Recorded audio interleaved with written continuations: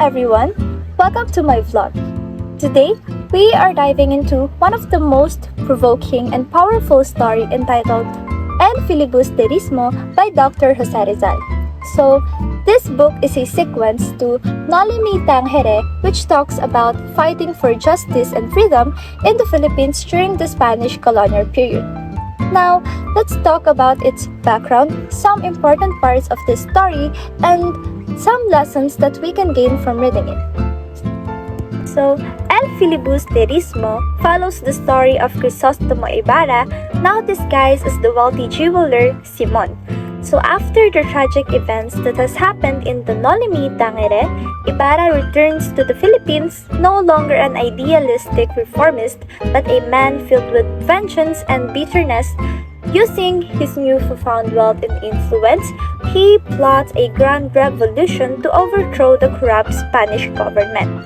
So throughout the novel, Simon manipulates an elite and powerful figures of society, fueling their greed and ambitions to further his plans.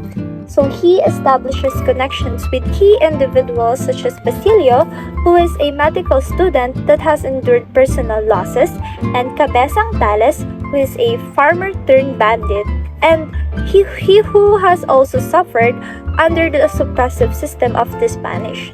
So as the story progresses, Simon orchestrates and elaborates scheme involving a wedding party where he plans to plant and detonate a bomb to assassinate the Spanish officials and the aristocracy.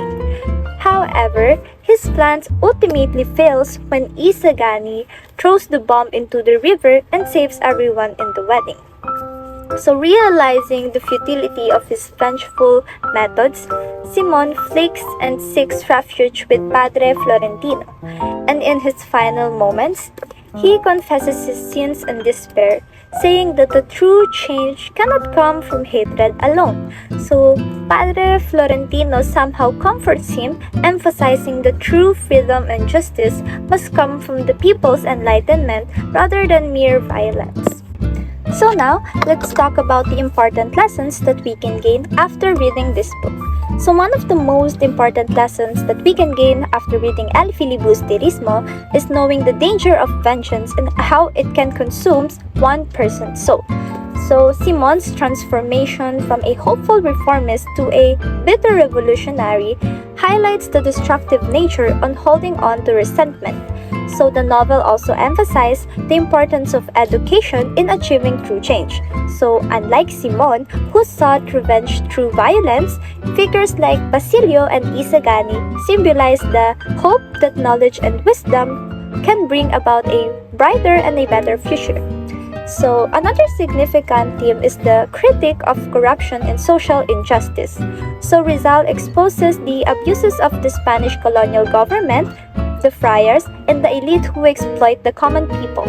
So the message still remains relevant up until today, reminding us to stay vigilant against oppression and to strive for a just and equitable, fair society. So in conclusion, El Filibusterismo is a deeply moving and powerful novel that reminds us a compelling story and serves as a wake-up call for each and every Filipinos to reflect on their history and to fight for their freedom and rights. So that is all for my book, Critic. Thank you for watching my vlog.